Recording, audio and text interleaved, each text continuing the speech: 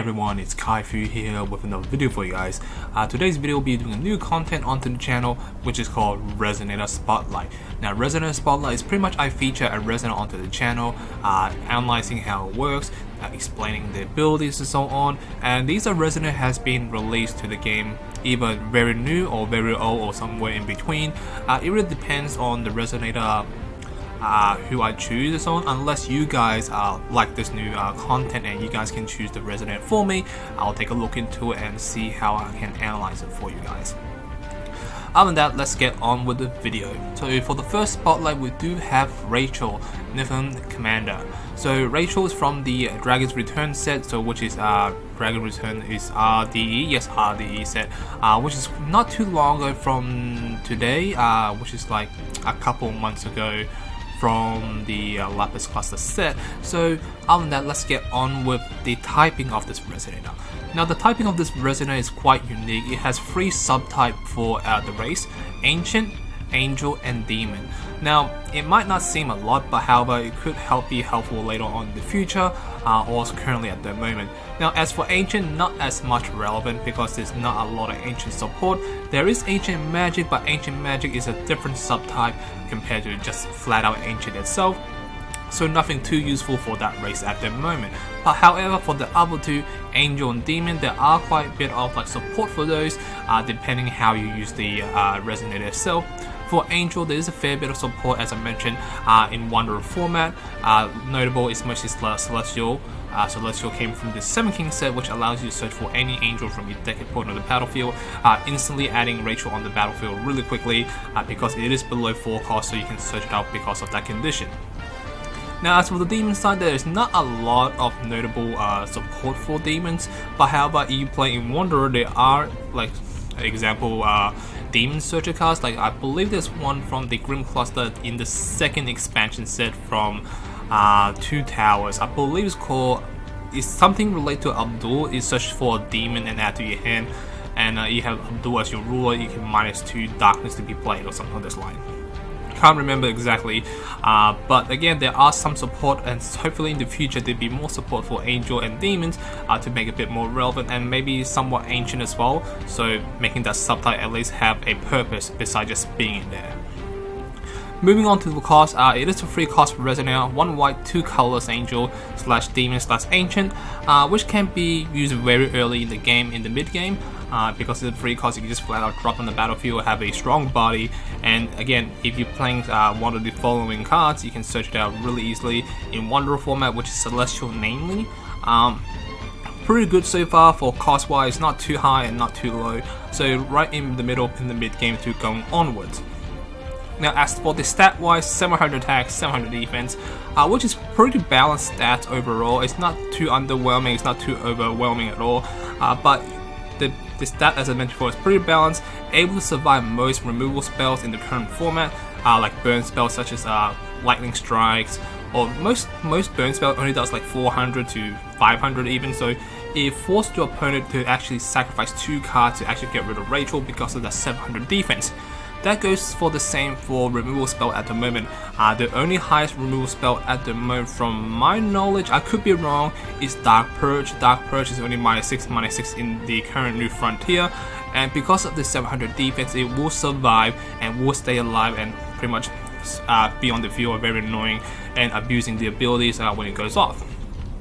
So pretty balanced overall, able to survive those removal spell, which is quite important because at the moment in the current New Frontier, there isn't a lot of powerful spells like Time Space. Time Space got recently rotated out from the current format, but again, Tasha's Dark Purge cannot actually kill it, so the 700 defense can be very helpful overall. Now let's talk about the attack stat. Attack stat 700, pretty balanced stat, not too high, not too low. It can do a lot of damage depending how many times it can hit. Example, it can hit 3 times, that's 2,100 damage directly to your light points, just for the fact that it is quite hard to avoid getting attacked by this, because it is a flying resonator, so you can fly above your resonator and do 700 damage, and with 3 single hit, that's 2,100 damage, that's more than half your light point gone. Again, and it is a free drop, so it can be dropped quite early in the mid game, and if you do not have a fly yourself, it's gonna be quite annoying to get rid of it. Now, depending on the deck, I can recommend how many copies you can play. It really depends on your player style at the end of the day, but I do recommend playing at least up to 2 copies if you do want to focus on the ability a bit often, or you can use it as a one-off, as a tech choice. It really depends on you. Now, the reason I say up to 2 because at the moment in the current format, the format is quite aggressive with Fox and Precia at the moment. Maybe in the future the format might change, but at the moment I'm not too sure. It's mostly for Precia and Fox at the moment with the current expansion set. Now, the reason why I say this is because Rachel is a free cost Resonator, so if you're versing, like for example Precia, they're going to be doing a lot of damage by turn 1, turn 2, maybe turn 3. And you don't want to waste your turn 3 play just playing a Rachel on the field and that's it. You want to do more, so you want to be more flexible. So it really depends on your playstyle. But so you have 2 Rachel in the deck, so you don't draw too often, but have them not too low, so you don't draw into it. So it's just, which is perfectly fine, unless again you can change the ratio for your own playstyle. This is just some recommendation that I recommend for you guys to play with, because Rachel has the best potential in the mid game towards the late game. Moving on to the abilities. Now, the Resonator has 1 passive ability and 2 2 auto abilities. That's correct. Yeah, 2 auto abilities. So the passive ability, as I mentioned before, is flying, so you can fly above your opponent's Resonator and deal 700 point damage. And as I mentioned before, with 3 hits to regular successful hits, that's more than half your life point gone, and by then it's gonna be quite hard to get rid of, because again with that 700 defense, it will survive most kill spells out there at the moment, and you will force your opponent or yourself to sacrifice at least 2 cards to get rid of it. Example, Bear Magic plus like a Lightning Strike, or even a Sylvia ramming into it and plus combo with a Rapid Growth, or Bear Magic and Heartfelt. It depends. It will force your opponent to waste at least 2 cards at the moment, unless they can they playing Fox and maybe get into Chimera and run into it, or something on those lines. That's the only way you can actually get rid of Rachel that fast. But in the early game to mid to late game, depending on the situation, depending on what deck you're versing, Rachel most likely will stay on the field for quite some time. On to her other 2 abilities. Both of them are automatic abilities. Let's start with the first one, Residence on Darkness Stone. So pretty much on Residence, so each time you get a Darkness Magic Stone onto your Magic Stone area or onto your field, it becomes a 2-drop removal spell, so you can't, removal ability should I say. It is optional, you don't have to do it, but once you get rid of that 2-drop Resonate, you gain an additional ability as well, which is a mana count onto your J/Ruler. So that mana counter is mostly helpful for like ancient magic rulers such as Armor Heart and other cards out there, and Soul.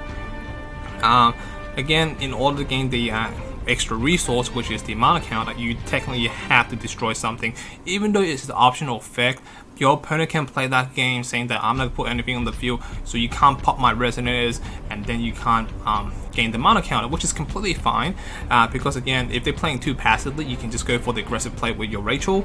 Doing 700 point damage is almost 1/4 of your life point gone if you're playing 4,000 life point at the time. Now her other ability is on Enter. You can revive 1 demon, 1-drop demon from your graveyard onto the battlefield. There isn't a lot of demon, as I mentioned in the earlier of this video. There's only 2 demons at the moment in the current New Frontier, which is Barbaras and Demon Orrery. Most of the time you mostly use Demon Orrery because of the fact that it is treated as a Darkness Magic Stone, and it will trigger off the Residence of Rachel, so which is a nice combo to gain some mana counter and also destroy 2-drops on the field, and so on. And you also have a blocker as well, which is quite nice. Barbaras, I'm not too sure about him because again, unless you're playing a dark red white lineup, it's gonna be quite hard to actually fit him in on the field, unless you have like some sort of way to put in like beans, for example. Now moving on to deck recommendation on who can actually use this Rachel the fullest. Obviously, it's quite obvious that Armor Heart is one of the perfect fit.